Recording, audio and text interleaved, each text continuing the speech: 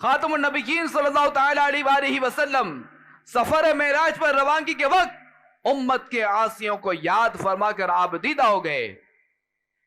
دیدار جمال خدا بندی اور خصوصی نوازشات کے وقت بھی گناہ گاران امت کو یاد فرمایا اور عمر بھر وقتاً فوقتاً گناہ گاران امت کے لیے غمگین رہے. یہاں تک کہ جب قبر میں اتارا گیا آپ علیہ السلام کی ہونٹ ہل رہے تھے. بعض صحابہ کرام علیہم رضوان نے کان لگا کر سنا تو آہستہ آہستہ امتی امتی میری امت فرماتے تھے. قیامت میں بھی انہی کے دامن میں پناہ ملے گی. تمام انبیاء کرام علیہم السلام نفسی نفسی اذهبوا الی غیری، یعنی آج مجھے اپنی فکر ہے، کسی اور کے پاس چلے جاؤ سنو گے. اور اس غمخوار امت کے لب پر یا ربی امتی، یعنی اے رب میری امت کو بخش دے، میری امت کو بخش دے. امام اہل سنت فرماتے ہیں نا، کہیں گے اور نبی اذهبوا الی غیری، کہیں گے اور نبی اذهبوا الی غیری، میرے حضور کے لب پر انالا ہوگا. تو ہمیں اللہ تبارک و تعالی نے کیسا پیارا نبی عطا فرمایا کہ جو امت کے غم میں روئے.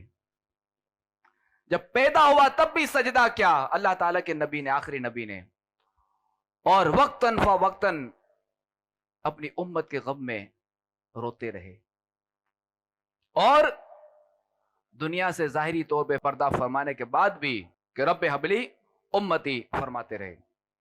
تو پھر ہم کیوں نہ کہیں گے کیسا نبی ہمیں عطا فرمایا اللہ تعالیٰ نے. ہم پہ ان کی ہے رحمتیں کیا کیا، ہم پہ ان کی ہے رحمتیں کیا کیا ہو رہی ہے، عنایتیں کیا کیا. حضرت سیدنا حسین بن عبد الرحیم عراقی رحمت اللہ تعالی علیہ فرماتے ہیں کہ اس امت کی ایک خصوصیت یہ بھی ہے کہ لوگوں نے اپنی کم عمر میں جن علوم پر عبور حاصل کر لیا گزشتہ امتیں لمبی عمر ملنے کے باوجود حاصل نہ کر سکیں. یعنی یہ امت جو ہے وہ کم عمری میں بھی اتنا علم حاصل کر لیتی ہے، جبکہ جو پچھلی امتیں تھیں وہ لمبی عمریں ملنے کے باوجود بھی اتنا علم حاصل نہیں کر سکتی تھی. اور یہی وجہ ہے کہ اتنی کم عمر میں اس امت کے علماء پر علوم و معارف کے خزانے کھل گئے. اور مزید یہ کہ ایک بیماری ہے طاعون، جس کو انگلش میں پلیگ کہا جاتا ہے، کہ جس میں جو ہے وہ کچھ گلٹیاں وغیرہ نکلتی ہے، شدید بخار آتا ہے اور رانوں وغیرہ میں اور بغلوں وغیرہ میں، اور جس سے جو وہ چند دنوں میں بندہ دنیا سے چلا جاتا ہے، مر جاتا ہے، اور اسے بڑا تڑپ کے مرتا ہے.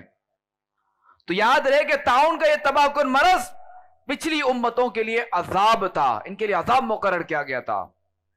مگر یہ امت محبوب کی خصوصیات میں سے کہ اللہ تبارک و تعالی نے اپنے آخری نبی صلی اللہ تعالی علیہ وسلم کے صدقے، اپنے شیش نبی صلی اللہ تعالی علیہ وسلم کے صدقے میں اسی مرض کو مومنوں کے لیے باعث رحمت بنا دیا.